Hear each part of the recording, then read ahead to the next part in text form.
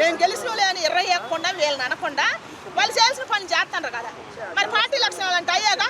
ఇప్పుడు ఎదురు పార్టీ వాళ్ళు అయినా సరే అయ్యే నేర్చుకోవాలి. వాళ్ళు నెక్స్ట్ రావాలనుకుంటే మన జగనన్నకు ఒకటే చెబుతున్నాను నేను, వీళ్ళందరూ కాదు, జగనన్న గారికి నేను ఒక్కటే చెబుతున్నా, ఆయన కింద ఉన్న నాయకులకు కూడా ఒకటే చెబుతున్నా, అసలు ఎదుటి వ్యక్తిని విమర్శించడం ఆపేసి నెక్స్ట్ మీరు పరిపాలనలోకి రావాలంటే మీరేం చేయాలనో మీరు తెలుసుకొని రాజకీయంలోకి రావాలని నేను కోరుకుంటున్నాను. అనే నిలబెడతారు కదా, ఎక్కడ నిలబెట్టలేదు. వాళ్ళు అన్నట్టు చేస్తున్నారు కదా, పరిపాలన బాగానే ఉంది కదా.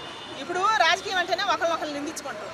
అందుకని వాళ్ళు అసలు ఏమంటే వాళ్ళు ఓడిపోయినారో వాళ్ళే తెలుసుకొని అవి అనకుండా వాళ్ళ రాజకీయం వాళ్ళ పార్టీ మనుగడలోకి రావాలంటే ఈ మానుకొని వాళ్ళు ఏం చేస్తే పైకి వస్తారా అని ప్రజల్లోకి పోతే మాకు ఏం చేస్తే మేము ప్రజల్లోకి వెళ్తే మేము నెక్స్ట్ రాగలుగుతాం అని ఆలోచించుకుంటే మన నిజమైన మన జగనన్న అభిమానులు అయితే మన జగనన్నను మళ్ళీ గెలిపించుకోవాలనుకుంటే జగనన్న నాయకులు అభిమానులకు నేను మొత్తాన్ని చెబుతున్నాను. ఆ అభిమానం ఏమంటే జగనన్న కీర్తిని పెంచమని ఎదటి వాళ్ళని తిట్టడం మానేసి ఫస్ట్ లేదు అట్ట పెట్టలేదు. అసలు విదేశాలు కోయేటు పనుల కోసం పోయిన మన తెలుగు వారు ఎంతో మంది ఏడుతుంటే మన చంద్రబాబు నాయుడు గారు, లోకేష్ బాబు గారు, మన పవన్ కళ్యాణ్ అన్న ఎంతో మందిని తీసుకొచ్చారు. మన దేశ సంపదను తీసుకుపోయి ఆ దేశం ఎందుకు పెడతారు? ఆ దేశం సంపదే, ఆ దేశంలో ఏమేమి జరుగుతుందో మన దేశాన్ని అభివృద్ధి చేయాలని ఆయన అనుభవం ఉన్న నాయకుడు చంద్రబాబు నాయుడు గారు. దయచేసి ఆ నాయకుడు మనం కాపాడుకోవాలి. ఎందుకంటే ముందు తరాలు ఇప్పుడున్న వాళ్ళని నేర్చుకోవాలి ఆయన అనుభవాన్ని.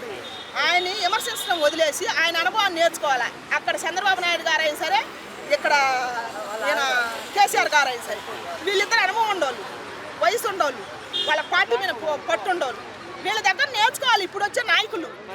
ఇప్పుడు మన మోడీ గారు అయినా సరే అనుభవం ఉండే, వయసు ఎక్కువ ఉన్న అనుభవం ఉన్న ఆయనే కదా మన ప్రధానమంత్రి. అందుకని విమర్శించడం మానేసి మన రెండు రాష్ట్రాలకు ఏం జరుగుతుంది, మన ప్రజలకు ఏం కావాలా, మన పిల్లల భవిష్యత్తు ఏంది, మన రైతుకి ఎక్కడ జరుగుతుంది, ఇవన్నీ ఆలోచించే నాయకుడు అయితే ముందర విమర్శించడం మానేసి మంచి చేయాలని కోరుకుంటున్నాను.